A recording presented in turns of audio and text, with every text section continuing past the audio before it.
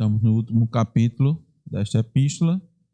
Com a graça de Deus, nós vamos concluir este capítulo com 3 exposições. Serão 3 sermões, no qual desejamos concluir essa epístola. Sermões que vão abordar, que vão tratar sobre a vinda do Senhor, a segunda vinda de Cristo. Segunda de Pedro, capítulo 3, nós vamos ler do versículo 1 ao versículo 7. Será o escopo do primeiro sermão neste capítulo. Segunda de Pedro 3, de 1 a 7. Diz a infalível palavra de Deus: Amados, esta é agora a segunda epístola que vos escrevo. Em ambas procuro despertar com lembranças a vossa mente esclarecida, para que vos recordeis das palavras que anteriormente foram ditas pelos santos profetas, bem como do mandamento do Senhor e Salvador ensinado pelos vossos apóstolos, tendo em conta antes de tudo que, nos últimos dias, virão escarnecedores com seus escárnios, andando segundo as suas paixões ou as próprias paixões, e dizendo: onde está a promessa da sua vinda? Porque, desde que os pais dormiram, todas as coisas permanecem como desde o princípio da criação. Porque deliberadamente esquecem que de longo tempo houve céus bem como terra, a qual surgiu da água e através da água pela palavra de Deus, pela qual veio a perecer o mundo daquele tempo, afogado em água. Ora, os céus que agora existem e a terra, pela mesma palavra, têm sido entesourados para fogo, estando reservados para o dia do juízo e destruição dos homens ímpios. Amém. Vamos orar, irmãos, mais uma vez. Senhor meu Deus, estamos agora, Senhor, para concluir mais esta carta, expô-la, Senhor, apresentá-la como palavra vinda de Ti. Esta é a nossa missão, esta é a nossa responsabilidade. Senhor, sabemos, ó Deus, o quão importante, quão significativo, quão imprescindível é a Tua palavra, Senhor, para as nossas vidas. E ainda, ó Deus, a responsabilidade daquele que anuncia, Senhor, a Tua palavra. Então, ó Deus, que o Teu Espírito esteja conosco, nos movendo, dirigindo em tudo que iremos falar, Senhor, colocar, expor, aplicar, explicar.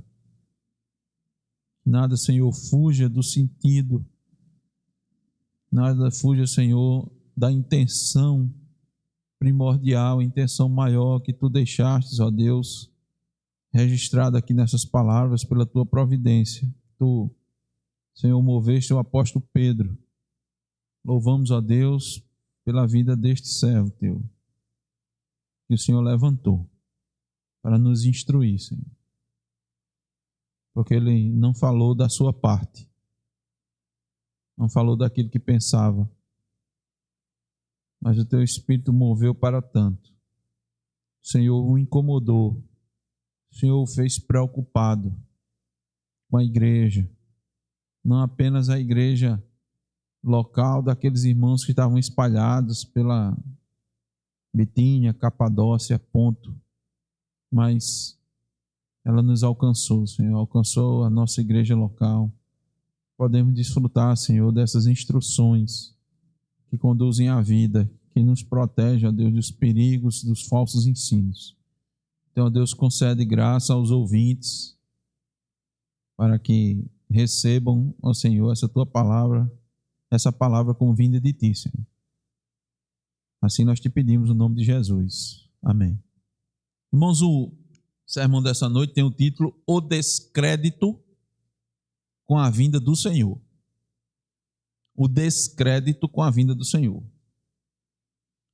Uma das estratégias mais ardilosas de Satanás é trazer descrédito à palavra de Deus, para induzir os primeiros moradores da terra. Ele fez exatamente isso, pôs dúvidas às ordens de Deus. Acompanhe comigo o bem planejado estratagema maligno que nós encontramos em Gênesis, capítulo 3. Satanás, após expulso do céu, ele, para desacreditar Deus, ele primeiro toma a aparência de uma serpente. Nós sabemos que ele era um anjo, os anjos não têm forma corpórea específica. E o que é que ele faz? Preste bem atenção. Isso aqui, irmão, não é de forma aleatória. Ele não fez isso. Isso é tudo muito bem pensado. Todas as ações de Satanás, elas são muito bem pensadas. Nós sempre destacamos, né, infelizmente, pelos muitos entendimentos errados e ensinos errados a respeito dos anjos. Eles não são oniscientes, evidentemente, não sabem todas as coisas, não estão em todos os lugares, não podem todas as coisas, mas eles têm muita capacidade superior à nossa. A palavra de Deus diz isso. Eles são seres racionais, inteligentes, e não têm as nossas limitações físicas, por exemplo. E ele não tinha corpo. O que é que ele fez? Assumiu um corpo, tomou a aparência de uma serpente.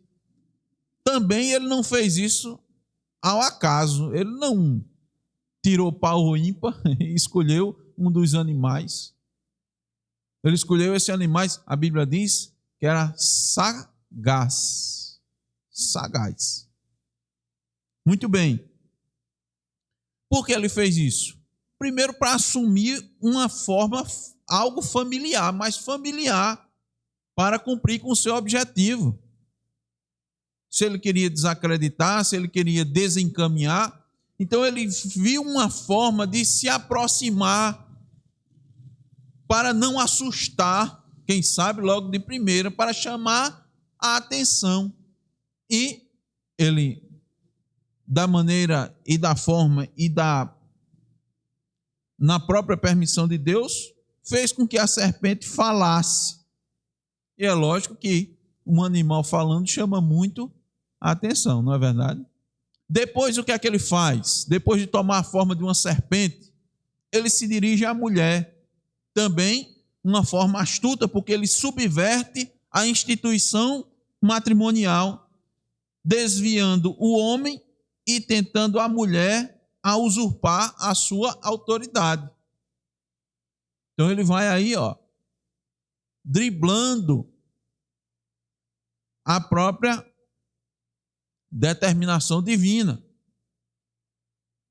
Após isso, ele vai tentar a mulher. Primeiro, ele enfatiza, olha a estratégia, irmãos, ele enfatiza a proibição de Deus. A ênfase que ele dá é na proibição de Deus. Por que é que nós dizemos isso? Porque ele não faz ênfase na provisão de Deus. A proibição de Deus, irmão, foi apenas de uma árvore. De toda a árvore, todas as árvores que tinha no jardim, Adão e Eva poderiam comer livremente. Veja, a proibição era apenas de uma. Mas qual é o foco de Satanás? Ele foca na proibição. Tanta árvore, né, irmãos? Tanta variedade, tanta beleza. Tudo era perfeito, tudo era bom, tudo era bonito. Então, veja, ele foca na proibição. Depois ele vem com uma pergunta capciosa, astuta. São perguntas feitas para enganar. Qual é a pergunta que ele faz? Ele diz, é assim que Deus disse, não comereis de toda a árvore do jardim? Por que é uma pergunta astuta, irmãos? Porque qualquer uma das respostas, ele já está preparando a segunda jogada. É como um jogo de xadrez que você já tem as outras jogadas na mente. Ó. Se ele fizer isso, se ela disser isso, eu vou por aqui, eu vou por aí. Pergunta capciosa. É assim que Deus disse, não comereis de toda a árvore? Além disso, depois da resposta da mulher, ele difama os motivos divinos. Veja, o motivo divino sempre, a motivação divina sempre foi boa. Por que é que nós acabamos de ler aqui? Por que é que Deus deu os mandamentos? Nós lemos em Deuteronômio 6. Por que é que Deus deu os mandamentos para o homem? É para ele não fazer nada? Não, é para que te vá bem. Isso é bom para você. Segue os mandamentos, que isso vai trazer benefícios para você. Mas Satanás vai difamar os motivos de Deus. Ele vai dizer, porque Deus sabe que vocês terão o mesmo conhecimento que ele.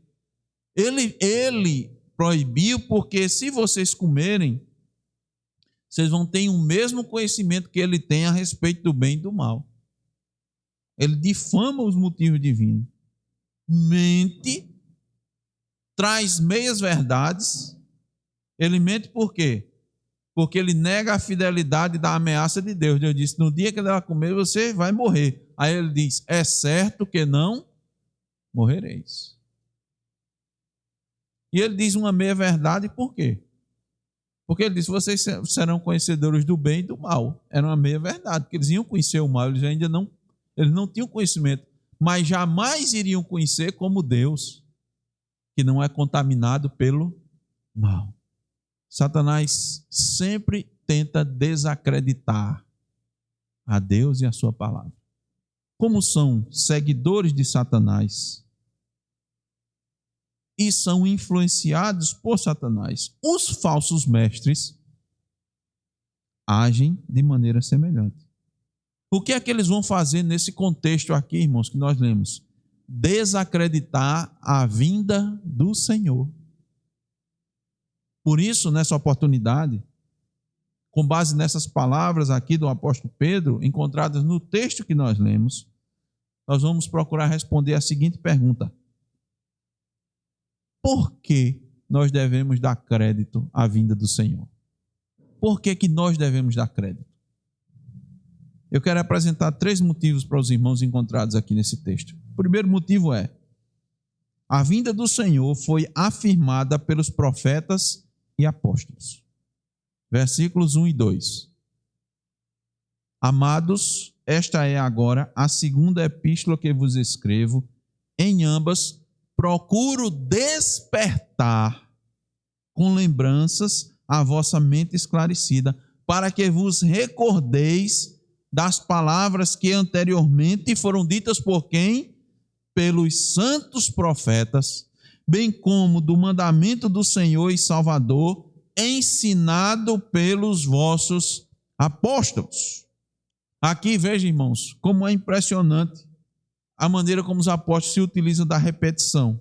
A repetição como instrumento didático, pedagógico para instruir a igreja, para relembrar. Hoje de manhã, providencialmente, foi colocado aqui, depois da escola dominical, como se dariam os marcos, né, que Josué deixou assim para se lembrar. A resposta aqui.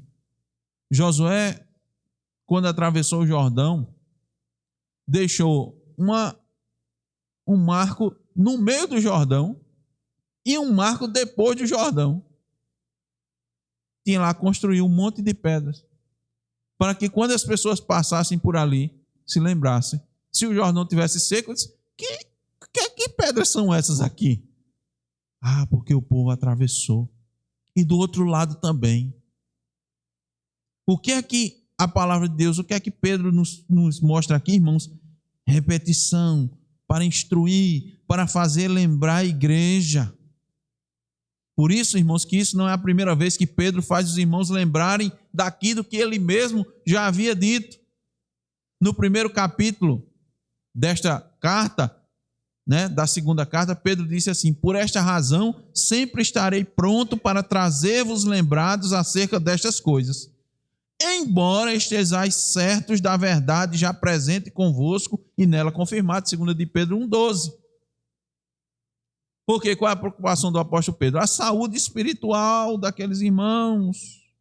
Ele está preocupado, por isso que ele escreve 2 cartas aos eleitos que são forasteiros da dispersão no Ponto, Galácia, Capadócia, Ásia e Bitínia. Está lá 1 de Pedro 1:1. Então entendemos, irmãos, que Pedro aqui está falando na segunda epístola para esses mesmos irmãos. Apesar digo aos irmãos que tem alguns que acreditam que Pedro tem escrito uma terceira epístola. Bom, isso não é o que nós entendemos. Entendemos que Pedro escreveu essas duas epístolas para os mesmos irmãos. E agora Pedro, veja, observe aqui, Pedro está dizendo, eu quero acordar a mente de vocês. Por que isso, irmãos? Porque a mente da gente, mesmo mente de crentes piedosos, podem ficar embaçadas, da mesma maneira que o metal, depois de certo tempo, pode enferrujar. Nossa mente também corre esse risco. Porque, meus irmãos, a luta constante, todas as situações, aquilo que você passa diariamente, constantemente, semanalmente, mensalmente, tudo isso pode levar a um determinado ponto de adormecimento, de acomodação, de preguiça. Aí Pedro diz, eu quero trazer para vocês, quero que vocês acordem.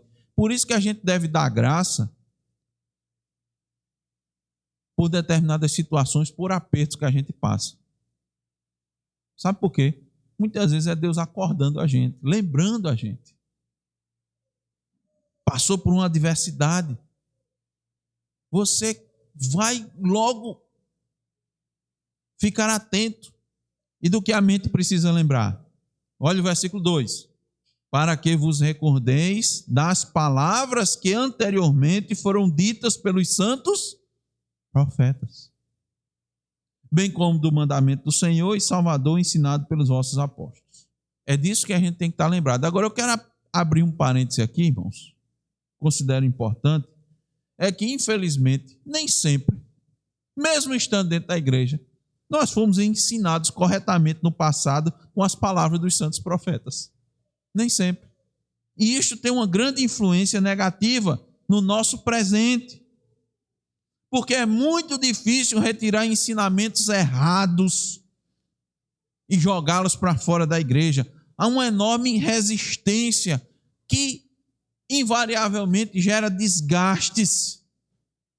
Então é preciso um trabalho muito intenso, consistente, firme, paciente e amoroso para vencer as dificuldades de retirar ensinos errados dentro da igreja. Tem gente que está na igreja e foi ensinado, doutrinado errado desde criança. E isso, irmãos, fica impregnado na mente da gente.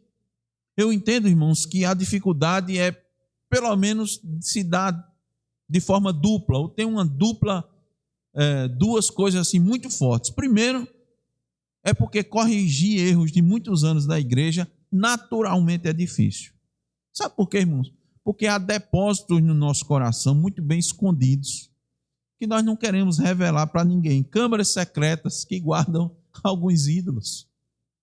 Eles foram se erigindo, muitas vezes com os ensinos errados. E a gente não quer mexer nisso.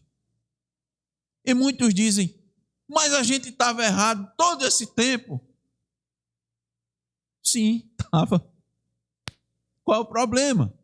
O problema é que a gente guardou aquilo dali. A segunda questão, irmãos, é que naturalmente nós sentimos dificuldade em admitir um erro. Lembra também daquilo que temos estudado sobre a soberba, sobre o egoísmo? Tem tudo a ver com isso. A gente tem dificuldade de admitir que estava errado, que errou. O orgulho, muito forte. A soberba, irmãos, anote isso aí, a soberba é um animal feroz, selvagem, que vai sobreviver por toda a nossa vida. A gente vai ter que combater a soberba enquanto a gente viver, enquanto Deus não nos chamar, enquanto Cristo não voltar, a gente vai ter que combater esse animal. A gente vai ter que matar ele de fome, para ele não ficar forte e não tomar conta da gente. Mas outra grande dificuldade que há em abandonar o erro está ligado, muitas vezes não a nós, mas às pessoas que gostamos muito e que também vivem no erro e estão na igreja. Nós sentimos por elas, nos colocamos no lugar delas e sabemos que vamos ter muita dificuldade em conversar com elas a respeito daquilo dali. Porque nós aprendemos juntos. nós entendemos, nós passamos muito tempo, mas nós aprendemos errado. Então a gente racionaliza, a gente faz cálculos e às vezes prefere continuar no erro porque o custo vai ser muito alto. Pedro, irmãos, voltando aqui para o nosso contexto, nos ajuda a direcionar nossos esforços. Ele diz assim: para que vos recordeis das palavras que anteriormente foram ditas pelos santos profetas. O que é que nós temos que fazer, irmãos? Atentar para o que a palavra está dizendo. O que os profetas disseram, o que Deus mandou por meio dos apóstolos. O que é que nós temos aqui, irmãos? A unidade da Escritura. Olha a unidade da Escritura aqui. Os profetas disseram, o Senhor mandou por meio dos apóstolos. Nós temos a unidade da Escritura, toda a palavra de Deus. Nós não podemos tirar nada. Nós não podemos selecionar nada, nós temos que considerar toda a Escritura para poder entender a mensagem de Deus. E aqui, irmãos, do contexto, entender, sabe sobre o quê? O contexto aqui é sobre o dia do Senhor, sobre a segunda vinda de Cristo, que já fora anunciada pelos profetas. Segundo os estudiosos, irmãos, Pedro usa o tempo perfeito no grego para a palavra ditas. Aqui quando ele diz assim, das palavras que anteriormente foram ditas. Esse tempo perfeito indica que, apesar dessas profecias terem sido ditas ou proferidas no passado, são válidas no presente. Esse é o sentido do original. Por que a gente deve dar crédito à vinda do Senhor, irmãos? Porque ela foi afirmada pelos santos profetas e pelos apóstolos. Estão lembrados que antes Pedro havia dito que os escritos dos profetas não surgiram da iniciativa deles, mas Deus falou por meio do Espírito Santo? Capítulo 1, versículo 21 dessa segunda carta. Para a igreja primitiva, irmãos, época em que o Novo Testamento estava sendo escrito, as palavras dos profetas e as palavras dos apóstolos tinham o mesmo peso. Eles ouviam os apóstolos e seguiam. Eles recebiam as cartas e se submetiam à autoridade dos apóstolos. Alguns ficavam resistindo, né? Como Corinto, por exemplo. E Paulo tinha que mandar cartas mais fortes. Meus irmãos, eu venho com vocês, venho para vocês. Quero vir com mansidão, mas se eu precisar vir com a palavra dura, com disciplina, com exortação, eu vou aí ter com vocês desse jeito. Eu prefiro não ter, mas eu sou um apóstolo. Há quem não me considere, não é assim? Há quem não me considere, mas sou um apóstolo. Irmãos, aqui nós temos o fundamento da igreja. Os santos profetas, o que eles escreveram e o que os apóstolos escreveram. Como é que a igreja primitiva fazia? Perseverava na doutrina dos apóstolos. E Pedro aqui está dizendo, irmãos, que o que os santos profetas diziam, os apóstolos também diziam. Não podemos desprezar qualquer um, mas tomar os dois, meditar neles, compreender seus ensinos. Aí precisa de diligência. Precisa de diligência, precisa de estudo. Precisa de analisar, precisa de parar. Leitura superficial não vai ajudar nisso. Caixinha de promessa não vai ajudar. Quem lembra das caixinhas de promessa? Antigamente ia fazer o culto doméstico. Eles disse, vamos fazer o culto doméstico. Aí, qual é a leitura? Pega aí, sorteia aí alguma coisa na caixinha de promessa. Aí lia aquele versículo, todo mundo ficava pronto. Acabou a leitura. Não. Tem que ler, tem que meditar, tem que investigar, tem que orar, tem que buscar para entender o desígnio de Deus. Se você não fizer isso, o que é que vai acontecer? Sabe o que é que Pedro está dizendo para a gente? Você vai ser um alvo muito fácil para os falsos mestres. Você vai acreditar no que os falsos mestres vão ensinar. Sabe por quê? Qual é uma das características dos falsos mestres? Ele fala aquilo que você gosta de ouvir. O que é que Satanás fez com Eva? falou aquilo que ela gostava, atiçou nela. Ela nunca tinha olhado para o fruto da árvore do conhecimento do bem e do mal, como olhou depois que conversou com Satanás.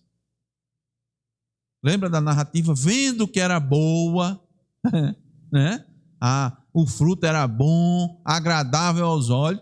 E ela antes não tinha visto, não? Não tinha nunca passado os olhos? Tinha.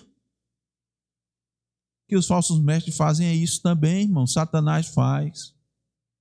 Atiça. E olha que agora tá bom, porque tá bom, tá melhor para ele, porque a gente já caiu, já está em pecado. Se Eva caiu, que nem estava em pecado ainda, imagine nós. Ele sabe como atiçar.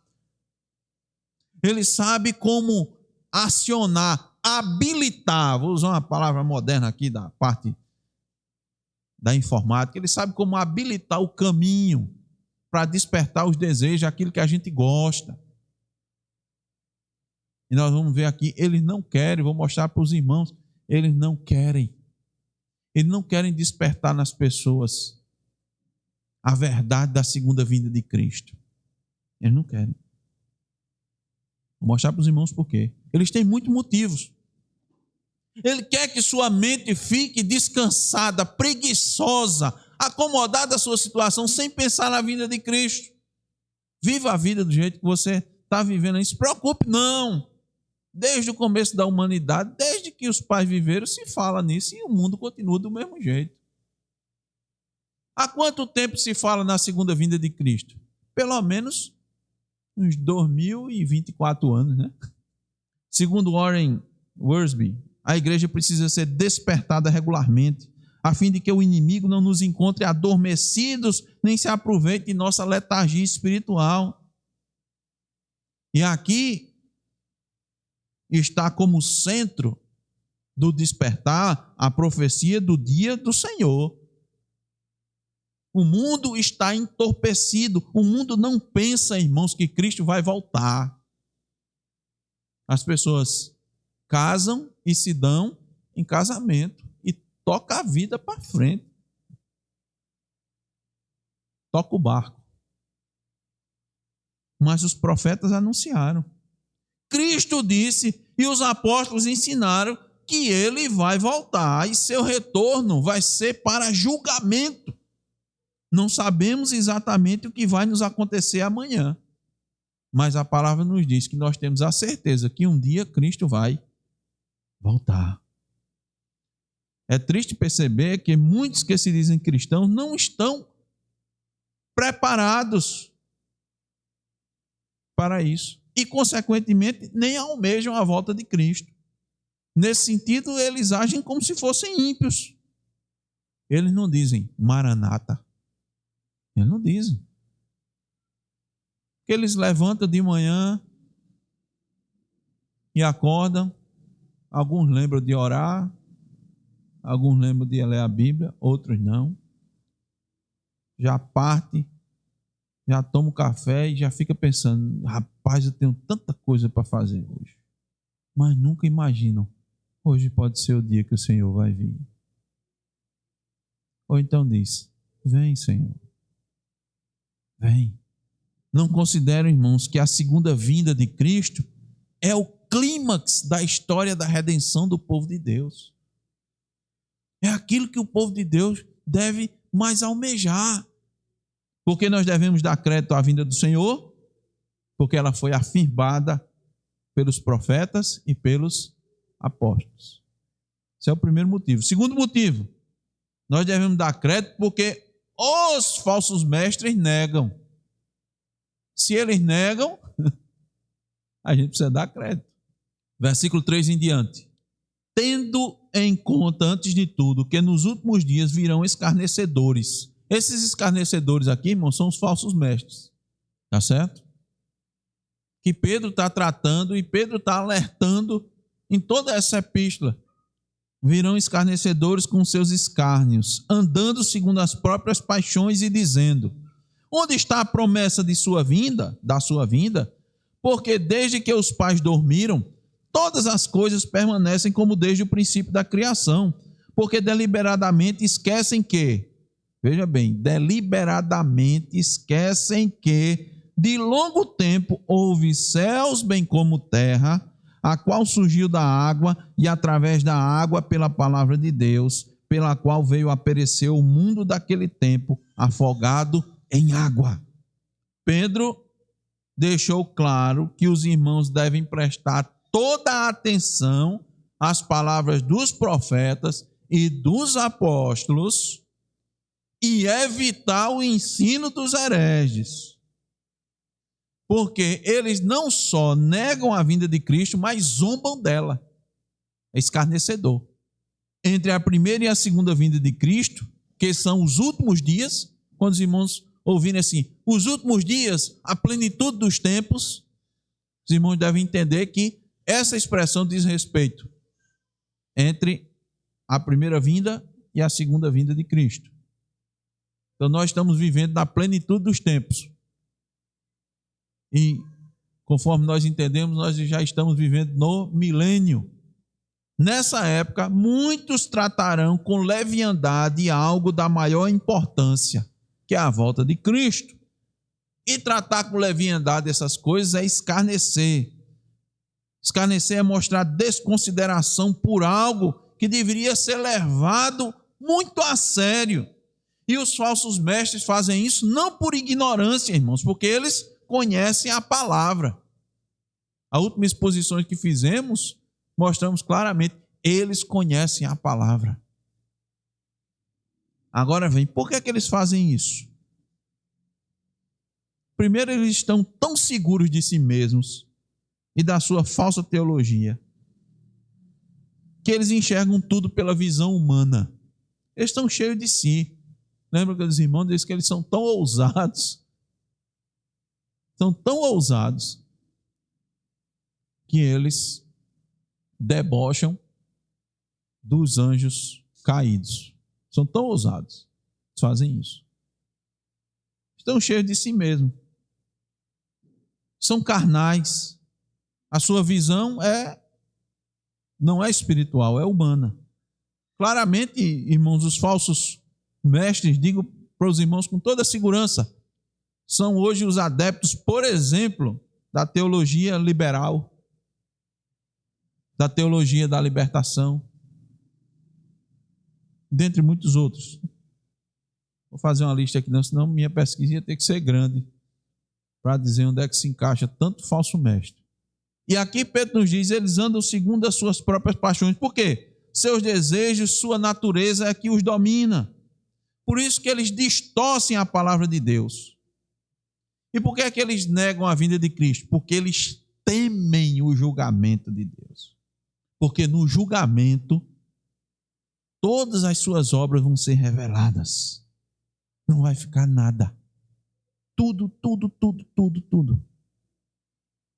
Tudo que nós fizemos, irmãos, está escrito, está registrado.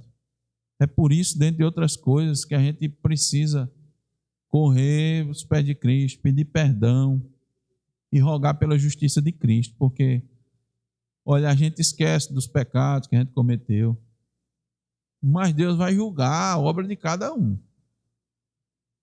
Não tem limitação não, viu, no HD de Deus. A gente tem, né, no computador da gente tem limitação. Eita, encheu a memória. Mas no de Deus não. Aí os falsos mestres sabem que na palavra de Deus, que eles já foram instruídos, lembra? Eles são apóstatas. O apóstata é aquele que um dia professou a sua fé. Um dia ele estava dentro da igreja. Depois ele negou. Ele saiu porque não eram dos nossos, de João. Então eles sabem que vai vir um julgamento. Então eles negam isso. Estão vendo aí, não, irmãos? Quantos aqui no Brasil, conhecidos aí, midiáticos, youtubers, que um dia pregaram a verdade, hoje estão dizendo, não, esse Deus assim não é tão assim não. E eles falam, quando chegar no fim do julgamento, não, Deus não vai. Ou eles falam de salvação universal, pregam salvação universal, Ou uns pregam, dizem, não, quando for, Deus vai aniquilar assim, os salvos, os filhos dele, os que andaram com ele, os que se converteram, os que fizeram boas obras e etc e tal, esse vai ficar no céu e os outros Deus vai eliminar. Deus não vai deixar uma pessoa sofrendo eternamente no inferno. Não, não vai. Não é assim não. Aquilo ali era metafórico assim, sabe? Versículo 4. Olha os argumentos que eles usam. Eles dizem, onde está a promessa da sua vinda? Porque desde que os pais dormiram, todas as coisas permanecem como desde o princípio da criação. Então, além de distorcer a Escritura, eles atacam a veracidade e confiabilidade da Escritura. Não é assim não que a teologia liberal faz? Ataca a veracidade da Escritura, a confiabilidade da Escritura. Eles se utilizam da Escritura naquilo que lhe convém, determinando, eles mesmos determinam dizer, da Escritura, eles dizem, isso aqui é verdade, isso aqui não é. Eles dizem, aqui, olha, está vendo claramente que a Escritura apresenta erros, então a Bíblia não é a palavra de Deus, a Bíblia contém a palavra de Deus. E há os infelizes que dizem que Cristo é a chave hermenêutica, mas essa chave só abre as portas que ele quer, né? Ele não abre a chave onde estão todos os desígnios de Deus, né? Todos os tesouros, todos os mistérios, como disse o apóstolo Paulo. Porque Paulo disse, está aqui, irmãos, tudo. Por isso são ardilosos. Eles atacam certas verdades fundamentais, como a ressurreição e a vinda de Cristo. Atacam o juízo final, colocando dúvidas, usando o tempo como seu triunfo, usando os próprios atributos divinos para dizer, Deus não pode fazer isso. Olha só, Deus é misericordioso, bondoso, longânimo, benigno. Percebam que até mesmo na criação do mundo, os dias, Deus disse, olha, Deus criou o mundo em 6 dias. Ataca-se isso. São substituídos pela moderna perspectiva científica, né? É por isso que dentro da igreja fica as concepções da sociologia, da antropologia, da psicologia, nem se fala, né? Pega o conhecimento do mundo e deixam para trás a rainha do conhecimento. Qual é a rainha do conhecimento? É a teologia, que é o ensino de Deus a respeito de Deus. Tudo tem que partir de Deus, de quem Deus é, do que Ele fez. Você quer conhecer o mundo, você começa por Deus. Tanto é que os grandes cientistas fizeram grandes descobertas, talvez o maior cientista de todos seja exatamente o Isaac Newton, e ele escreveu mais sobre Deus do que sobre ciência. Não necessariamente toda a teologia dele estava extremamente correta, mas pelo que ele se guiava, pelo que ele se dirigia, era por Deus. A criação, irmão, não é fruto de uma explosão cósmica. O homem não veio à existência através da evolução de milhões de anos. Não veio de uma sopa de aminoácidos. Por que é que a gente está dizendo isso, irmãos? Porque o mundo foi criado pelo poder da palavra de um Deus pessoal, intencional, que tinha uma finalidade para tudo que fez, e a finalidade última seria a sua própria glória. E as pessoas não entendem que Deus é glorificado no julgamento. Deus vai ser glorificado diante do grande trono branco. Deus é glorificado. Nós não entendemos como. Na condenação dos ímpios. Isso é que se chama todo o desígnio de Deus. Veja o que os versos seguintes dizem. Porque deliberadamente esquecem que de longo tempo houve céus bem como a terra. Porque ele diz, viu? Lembra dos argumentos que ele disse? Desde que se entende, se vê, desde os pais, e nada aconteceu. Todo esse tempo passou e tudo continua do mesmo jeito. Mas eles sabem que também desde muito tempo houve céus e houve terra. E surgiu a água, e através da água, pela palavra de Deus, e pela palavra veio a perecer o mundo daquele tempo afogado em água. O que é que Pedro está querendo nos dizer, irmãos? Que os falsos mestres são seletivos e propositalmente deixam de considerar determinados fatos. É o que nós chamamos de desonestos intelectuais. Sabe o que é um desonesto intelectual? Ele sabe das coisas, ele entende das coisas, mas ele não apresenta as coisas com honestidade. A teologia dos falsos mestres não é guiada pela verdade, mas pela conveniência. De forma proposital, esquecem não apenas de como Deus criou todas as coisas, como também que um dia Deus já julgou o mundo. E julgou o mundo inteiro. Porque os falsos mestres não gostam de julgamento. Por isso que os falsos mestres, irmãos, não falam do inferno, de condenação. Essa é uma maneira de autopreservação deles. E claro, manter essa mensagem agradável aos ouvidos, que garante muitos espectadores, muitos seguidores. Lembra que Pedro também disse que eles tinham muitos que vão segui-los? Por que muitos vão seguir?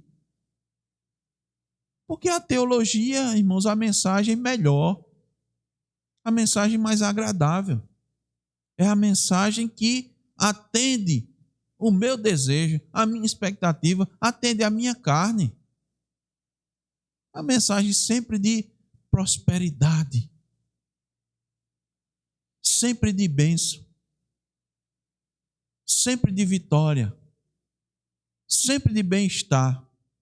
Não combina muito essa mensagem com o juízo divino. Não combina muito.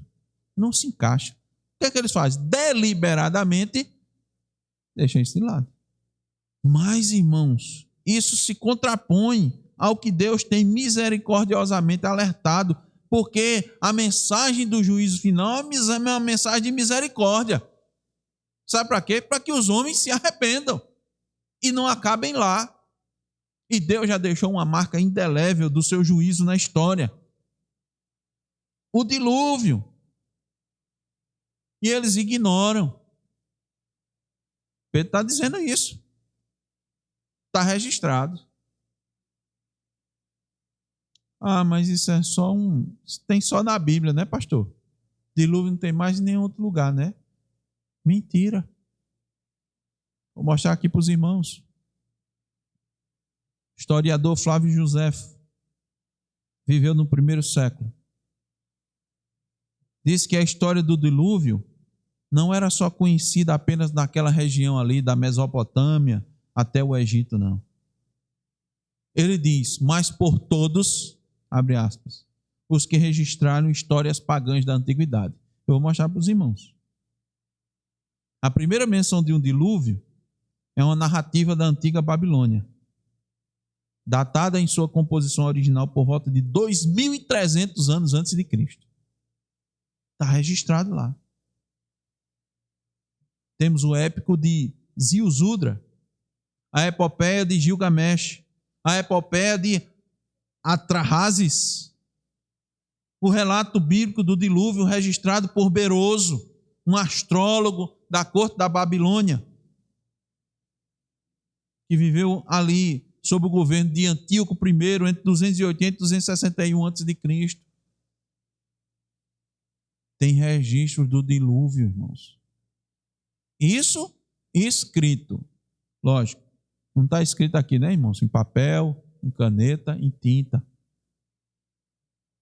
Está escrito muitas vezes em pedras. Mas não só isso, irmãos. O dilúvio está registrado na natureza. E o que é que o dilúvio diz? Deus julgou a humanidade inteira.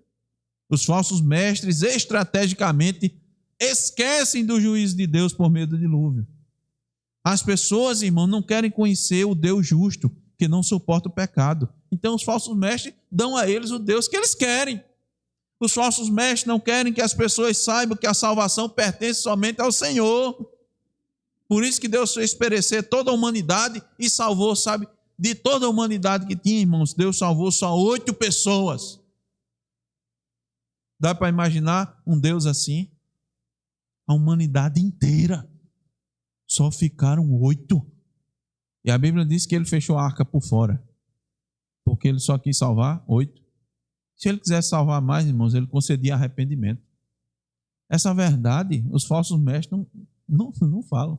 Esse Deus, esse é o Deus da Bíblia? É, irmãos. Quem está dizendo isso é a Bíblia. Os irmãos imaginem aquela cena. Noé entrou na arca. Mas o dilúvio não veio de uma hora para outra, não, irmãos. Assim, encheu tudo e subiu a arca e estava todo mundo afogado. Não. Começou a chover, começou as comportas do céu, as fontes de água saindo. E o povo começou a se assustar. Não foi? Não é instantâneo. É aquela água todinha, não vem instantânea. Não é como a gente abre a torneira de uma vez só. Até uma caixa d'água, quando está cheia, demora, né? Imagine um dilúvio dessas proporções. Certamente, meus irmãos, teve gente batendo do lado de fora da arca. Muita gente.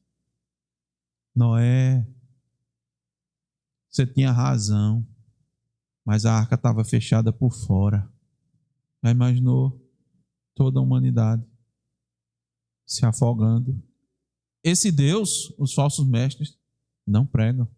Um Deus criador, justo, inteligente, soberano, sustentador, providente, proposital e santo é uma ameaça muito grande aos falsos mestres, porque desafia a autonomia deles.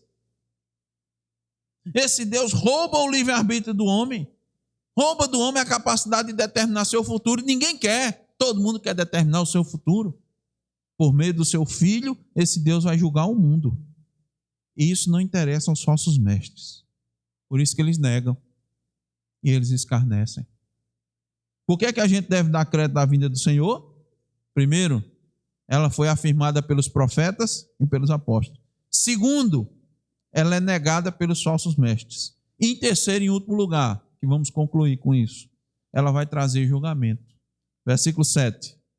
Ora, os céus que agora existem e a terra, pela mesma palavra, têm sido entesourados para fogo, estando reservados para o dia do juízo e destruição dos homens ímpios. O que é que você tem que considerar a segunda vinda? E dar crédito à segunda vinda? Porque ela vai trazer julgamento. Deus, irmãos, como soberano, por meio do seu decreto eterno, ele não só determinou o início do mundo, mas ele tem sustentado o mundo pelo poder da sua palavra, e pela mesma palavra ele determinou o fim do mundo. O fim do mundo já está determinado. O apóstolo Pedro deixa claro, irmãos, que assim como Deus julgou no passado e fez perecer a humanidade por meio da água, no fim fará perecer os rebeldes, e em especial os falsos mestres, agora por meio do fogo. Porque Deus disse, eu não vou mais destruir o mundo com água. Ele prometeu, não foi? Deixou uma marca, não foi? Não há por que duvidar do juízo divino. Deus mesmo já deu provas incontestes do julgamento universal que exerceu sobre a humanidade nos tempos de Noé. Está registrado, está na história, está na natureza. Se o tempo ainda não chegou, que os falsos mestres disseram, desde que nossos pais morreram, o mundo está do mesmo jeito. Mas Pedro está explicando, irmãos. Se o tempo ainda não chegou, é porque tem sido entesourados. Essa palavra entesourado quer dizer cuidadosamente mantidos para o dia da purificação. Como o pecado, irmãos, atingiu toda a obra da criação e não apenas o homem, então Deus vai purificar tudo. Porque Cristo vai habitar eternamente com sua igreja, no novo céu e na nova terra. Então tem que ser um lugar puro. Os falsos mestres querem desacreditar a vinda do Senhor, porque neste dia a ira de Deus vai vir, e ninguém vai poder escapar. O profeta Amós diz que será um dia de trevas e não de luz, Amós 5,18. Então, irmãos, preste atenção. Numa linguagem moderna, eu vou dar um spoiler para vocês. Não é assim que o pessoal diz? Vou dar um spoiler. Vou ser ousado. Que a Bíblia nos permite isso. Não vai ser o homem, irmãos, que vai destruir o planeta. O pessoal está alarmando aí, o homem vai destruir o planeta, o homem vai destruir o planeta. Não vai ser o homem, não. Não vai ser por meio do uso das potentes ogivas das bombas atômicas, não. A gente sabe que os homens criaram tanta bomba atômica que o poderio atômico que nós temos hoje das bombas dava para destruir a Terra não sei quantas vezes, dezenas de vezes. Mas não vai ser o homem, não. Quem vai fazer isso é Deus. Não vai ser o presidente do país mais poderoso da Terra. A gente vê nos filmes, né? O presidente com a maletinha, aquela maletinha, e ele normalmente anda com umas algemas assim presas na maleta, e tá tudo programado pro dedinho dele lá para... Hoje não é mais dedinho, não, é a íris, né? Faz a leitura. Não vai ser o homem mais poderoso da terra, não. Deus é quem vai apertar o botão. Cristo disse assim, ó, lá em Mateus 24, do 29 ao 31. Logo em seguida, a tribulação daqueles dias, o sol escurecerá, a lua não dará a sua claridade, as estrelas cairão do firmamento e os poderes dos céus serão abalados. Então aparecerá no céu o sinal do Filho do Homem. Todos os povos da terra se lamentarão e verão o Filho do Homem vindo sobre as nuvens do céu com poder e muita glória.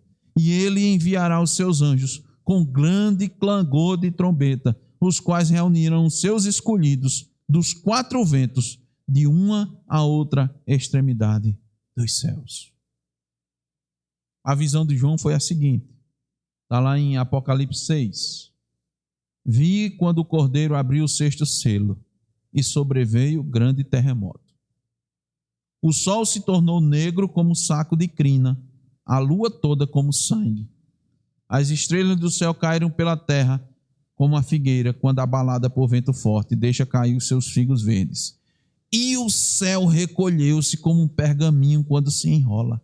Então todos os montes e ilhas foram movidos do seu lugar. Os reis da terra, os grandes, os comandantes, os ricos, os poderosos e todo escravo e todo livre se esconderam nas cavernas e nos penhascos dos montes e disseram aos montes e aos rochedos: cai sobre nós e escondei-nos da face daquele que se assenta no trono e da ira do Cordeiro, porque chegou o grande dia da ira deles. E quem é que pode suster-se? Os falsos mestres não querem transmitir essa mensagem. Deliberadamente não leem nem pregam nesses textos. E quando o fazem, distorcem. Mas o mundo, preste bem atenção, não vai ficar assim, não. Não vai ficar permanentemente destruído, não. Não vai ser como nos filmes de ficção científica, que nós vamos habitar em outros planetas, pegar uma navezinha e povoar Marte. Não. A Terra não vai ficar sem capacidade de receber o homem, não. Pelo contrário, Deus vai trazer novos céus e nova terra. Apocalipse 21:1. Vi novo céu e nova terra, pois o primeiro céu e a primeira terra passaram e o mar já não existe. Por que nós devemos dar crédito à vinda do Senhor? Porque ela foi afirmada pelos profetas e pelos apóstolos. Porque ela é negada pelos falsos mestres e porque ela vai trazer julgamento. O julgamento agora vai vir por meio do fogo. Não sabemos como será esse fogo, mas Pedro nos mostra que haverá a destruição da criação de Deus. E neste dia de juízo, o dia do Senhor, ele vai purificar a terra dos ímpios. Desde o início da humanidade, Deus tem usado de longanimidade, mas esse tempo vai chegar ao fim. Para escapar, somente por meio da confissão de pecados e da manifestação da necessidade de Cristo na vida. Porque ele vai voltar para julgar. E nós não teremos como nos justificar com as nossas obras, com as nossas escolhas, com os nossos feitos. Nós vamos precisar da justiça de Cristo. Quem se apresentar com sua própria justiça vai para o lugar de eterno sofrimento. Por isso, não ouça os falsos mestres. O que eles dizem é: onde está a promessa da sua vinda? Os falsos mestres dizem: não vai ter essa questão de inferno eterno, não. Deus é bom. aquilo que você vê na Bíblia, onde o verme não morre, aquilo dali é uma metáfora só. Não creia nisso, não. O que é que os profetas disseram? O que é que Cristo disse? E o que é que os apóstolos disseram? Ouça os profetas, ouça os apóstolos e ouça Cristo. Cristo fala hoje, por meio dos pregadores fiéis. Creia na segunda vinda do Senhor Jesus, para que você seja salvo. Amém.